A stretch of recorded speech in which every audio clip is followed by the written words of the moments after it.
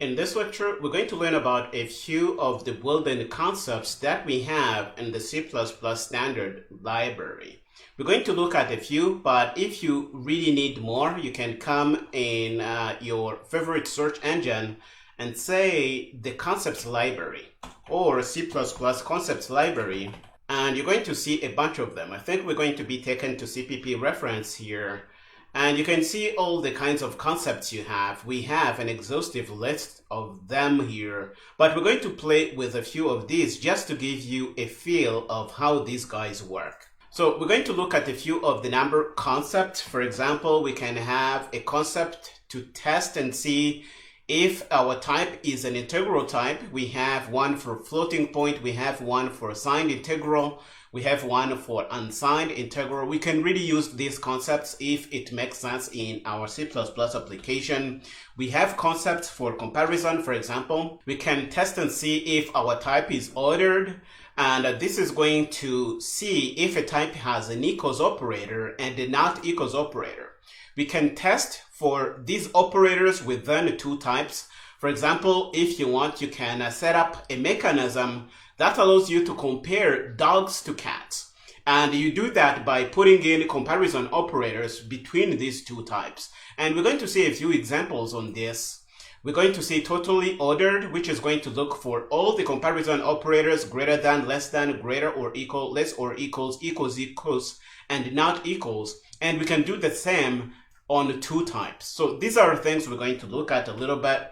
We have a bunch of other concepts here. For example, we can test if two things are the same. We can test and see if our type has a destructor. We can test and see if a type is derived from another type. Or we can even look for a copy constructor. You can really do all kinds of crazy things. Again, you can see the full list of these in your favorite C++ standard library documentation. Now that you know this, we're going to head over to Visual Studio Code and play with this a little more. Here we are in our working folder. The current project is built-in concepts, and we're going to be reusing the code from the last lecture because I think we have everything we need from there. So we're going to copy the VS Code folder. We're going to grab the box container class, and we're going to grab the main CPP file. We're going to copy these, and we're going to put them in our current project, which is going to be our starting point here.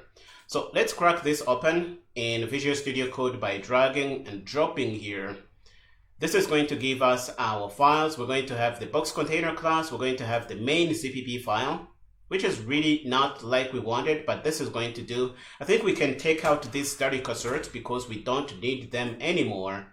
And we can even do the same in our box container class. Now we want to use these two classes to play with a few of the built-in concepts. So we are going to remove what we have in the main function here because we don't really need this. And we're going to make sure box container is included and we have the concepts header included here. The first thing I am going to show you is how to use a few of the number concepts we have built into the C++ standard library. For example, we can test and see if something is a floating point type using the std floating point concept here.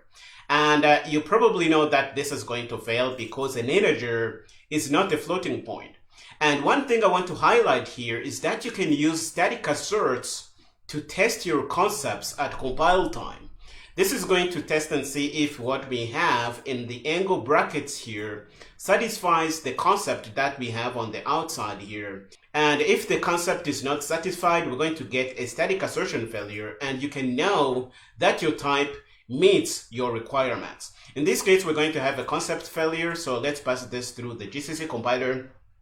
And we're going to see that we have a concept failure here. We require that what we have in these angle brackets is a floating point, and it isn't. That's why we have a compilation failure here. But if we put in something that satisfies that requirement, for example, we put in a double, which is a floating point, you're going to see that we won't have a concept failure, and our static assertion here is not going to fail on us. We can pass this through the compiler, and the build is going to be good. There are a bunch of other concepts you can play with at CPP reference. If you go to the concepts library entry here, you're going to see all these concepts, and you can really play with them. For example, we have other integral concepts. For example, we can look at integral, which is going to specify that the type should be an integral type.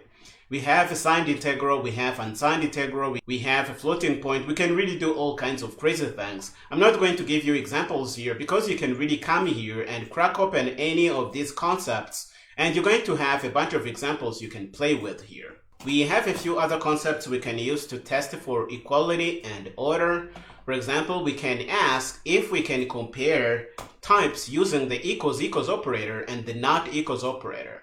The equality comparable concept here is going to look for the equals operator and the not equals operator. And how do I know that? I read the documentation.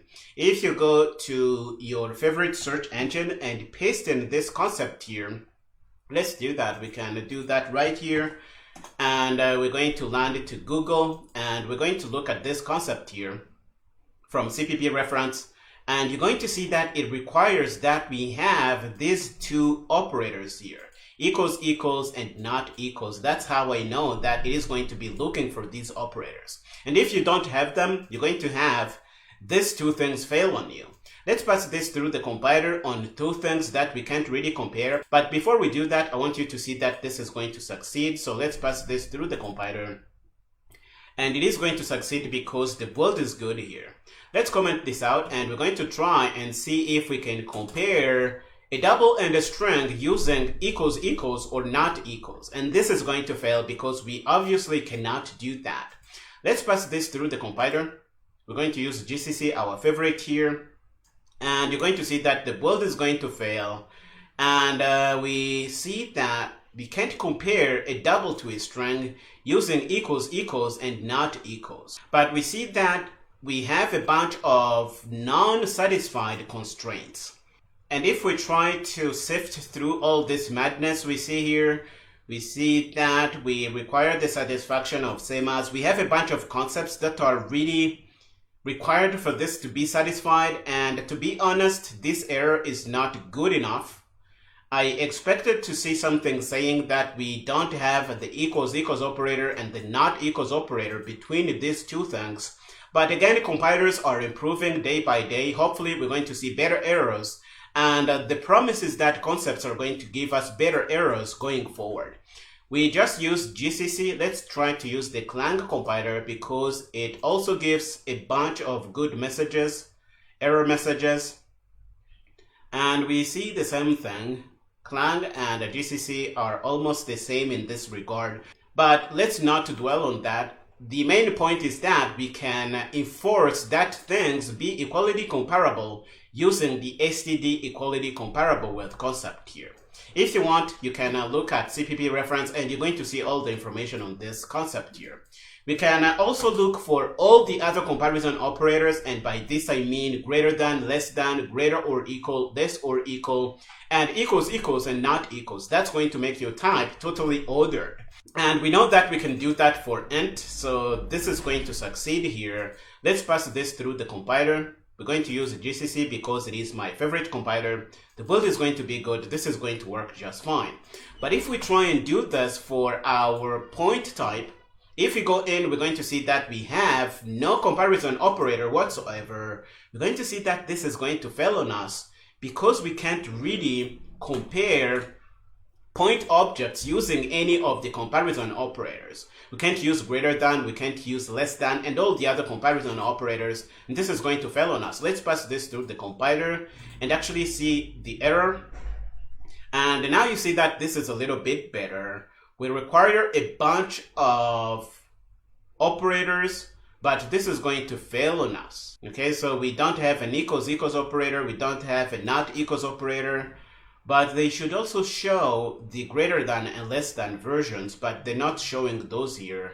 So we're not going to dwell on that. But the point is that this is going to look for these operators here. If we put these operators in, let's go in our point class and go below our output stream operator and put a three-way comparison operator, which is going to generate all the other operators, all the other comparison operators. I should be specific. This is going to work. Please note that, again, we are using the three-way comparison operator. If you are not familiar with it, we have a full chapter on the three-way comparison infrastructure in C++20, and you're going to learn all about it if you go through this chapter here. I am just going to use it to get the compiler to generate all the comparison operators for me. And this is even going to give me equals, equals, and not equals because I am defaulting the three-way comparison operator here.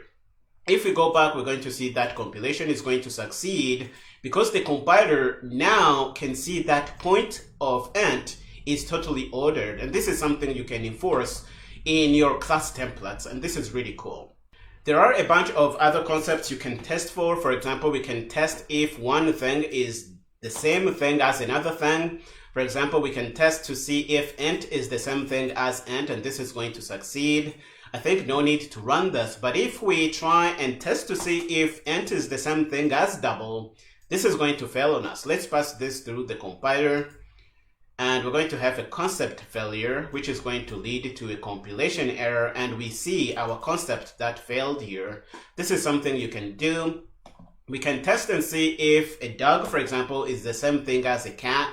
And to test this, we're going to quickly put in this struct. We're going to say struct, and we're going to call this dog, and we're not going to put anything in here. And we can quickly copy this and put in another one that we're going to call cat. I think we can do something like this.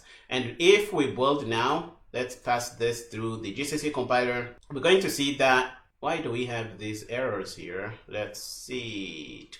We don't have an opening curly brace here. I think this is the problem. So let's make sure we do that. And we're going to do that for cat here. And we're going to build again. I don't want these errors here. Now the build is going to give us that these two things are not the same, and we don't have squiggly lines on dog and cat here, but the concept here is failing because obviously a dog is not a cat. They are two different types in the eyes of the compiler. We can test and see if a box container of int is the same thing as a box container of int. This is going to succeed. If we compare a box container of int to a box container of double, this is going to fail because they are two different things. Let's pass this through the compiler, and you're going to see a concept failure here. And we can see if a point of int is the same thing as a point of int. I don't think there's a point to really run this. You already know that this is going to succeed. But we can also static assert and see if a point of int is the same thing as a point of float. And this is going to fail on us because they are obviously not the same thing. Let's pass this through the compiler, and we have our concept failure here, which is going to lead to a compilation failure. There are a bunch of other concepts we can play with, so let's put a few here. We can test and see if something is destructible. For example, we can see if our dog is destructible, and this is going to succeed because at this moment, the compiler is going to generate a destructor for us. But if we delete the destructor, we can do something like this and say dog, and we're going to delete it. Now we're going to see that the concept here is going to fail on us because we don't have a usable destructor on the dog object. If we try and pass this through the compiler, this is going to say that is not destructible. And this is the problem here. We can enforce this at compile time, and this is going to work. There are a bunch of other concepts you can use. For example, you can use the derived from concept to see if one thing is derived from another through an inheritance hierarchy. If we go to our favorite search engine and put this concept in, we're going to see CPP reference here, and we're going to see a bunch of examples we can play with. I'm really not going to try and explain this. You can go through this yourself. Now you have all the tools to make sense of this craziness happening before our eyes. And this is really all I had to share in this lecture, giving you a glimpse into the built-in concepts that are in the C++ standard library. Please make use of them. And another thing you can do is learn from them. What I really like to do is go to these concepts and, for example, see how they are wired through the C++ standard library. You can see the derived from concept here. You're going to see that it's going to be using other concepts and combining them. You're going to see all kinds of crazy things, and you can even learn about better ways to write your own concepts. Because let's be honest, writing concepts is a very difficult thing, and it is really difficult to get them to be right. But the concepts from the C++ standard library are tested. They are written by some of the best minds in C++, and it is really a good thing to learn from them. You're going to be learning a lot by looking at code that has been written by some of the best experts in C++ on the planet. So I really recommend going through this, seeing how they are put together. You're going to be learning a lot. And this is really all I had to share in this lecture. I hope you found it interesting. We are going to stop here in this one. The next one, we're going to look at a few examples of how you can use concepts and do some really cool things.